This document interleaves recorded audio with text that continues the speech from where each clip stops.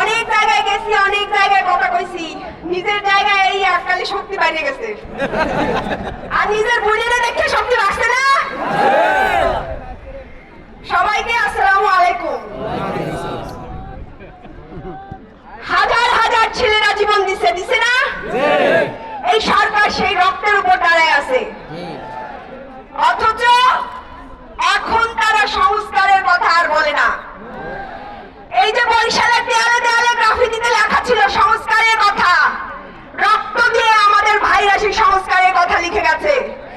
এখন সংসদে দাঁড়ায় সালাউদ্দিন সাহেব বলেন যে নির্বাচনের জন্য আপোষ করে তখন জুলাই সনদের কথা বলছি। হ্যাঁ, কত বড় মুনাফিক, কত বড় বেঈমান হইলে এই ধরনের